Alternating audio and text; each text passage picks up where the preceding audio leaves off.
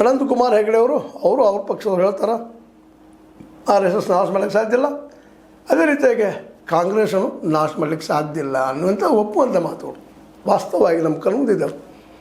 ಆದರೆ ಇದನ್ನು ಯಾಕೆ ಈ ಮಾತು ಅವ್ರು ಹೇಳಿದಾರ ನಮ್ಮ ಬಸವರಾಜ್ ಅವರು ನಿಮಗೆ ಮತ್ತೆ ಪ್ರಶ್ನೆ ಮಾಡ್ತಾರೆ, ಯಾರನ್ನು ಯಾಕೆ ಮುಗಿಸಬೇಕು ಅಂತ.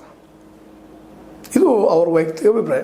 ಯಾಕೆ ಮುಗಿಸ್ಬೇಕಪ್ಪ ಯಾರ ಅದು ಮುಗಿದ ತಾನ ಮುಗಿತದ್ರಿ. ಸಾವು ಇಲ್ಲದ ಮನುಷ್ಯ ಇಲ್ಲ, ಪ್ರಾಣಿ ಇಲ್ಲ, ಜೀವಿ ಇಲ್ಲ, ಸಾವಂತೆ ಅನಿವಾರ್ಯ. ಹಾಗಿದು ಇವತ್ತು RSS ಹುಟ್ಟ್ಯದ 1925 ಆರಂಭಂತ್ಯ ಆಗಿದೆ. ಅಂತ್ಯ ಎಂದೂ ಆಗುವುದಿಲ್ಲ ಅಂತಲ್ಲ. ಆರಂಭಕ್ಕೆ ಒಂದು ಹಂತ ಇರ್ತದೆ, ಮಧ್ಯ ಇರ್ತದೆ, ಏಳಿಗೆ ಇಳಿಕೆ ಇರ್ತದೆ. ಇವತ್ತು ನಮ್ಮ ಸತೀಶ್ ಜಾರಕಿಹೊಳಿ ಅವರು ಸಹಿತ ಆ ದಿಶೆಯಲ್ಲಿ ಮಾತಾಡಿರ್ಬೋದು. ನಾವೇನು ಹಂಗೆ ಅಂದಿಲ್ಲ ಕಾಂಗ್ರೆಸ್ಸಿಗರು ಅಂತೇಳಿ. ಜೊತೆಗೆ ಅದನ್ನು ನಾಶ ಮಾಡಲಿಕ್ಕೆ ಸಾಧ್ಯ ಇಲ್ಲ ಏನೋ ಅನ್ನೋಂಗೆ ಮಾತಾಡ್ತಾರೆ. ಆದರೆ ಅದು ಎಷ್ಟರವರೆಗೆ ಸತ್ಯ ಅನ್ನೋದನ್ನು ಕಾಲು ಹೇಳಬೇಕಾಗ್ತದೆ, ನಾವಲ್ಲ. ಆದರೆ ನಾಶ ಅಂತ ಒಂದು ಇದ್ದೇ ಇರ್ತದೆ.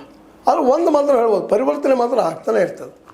ನೀವು ಆರಂಭದ RSSಗೂ ಇವತ್ತಿನ RSSಗೂ ಭಿನ್ನಾಭಿಪ್ರಾಯ ಅಥವಾ ಚೇಂಜಸ್ ಆಗ್ಯದ ಅಂತೀರೋ ಇಲ್ಲ ಅಂತೀರೋ ವಿಚಾರ ಮಾಡಿರಿ. ಇದೇ RSSದಿಂದ, ಇದೇ ವಿಶ್ವ ಹಿಂದೂ ಪರಿಷತ್ದಿಂದ, ಅದಕ್ಕಿಂತ ಮುಖ್ಯವಾಗಿ ಹಿಂದೂ ಮಹಾಸಭಾದಿಂದ, ಈ ಸಂಘ ಪರಿವಾರಗಳು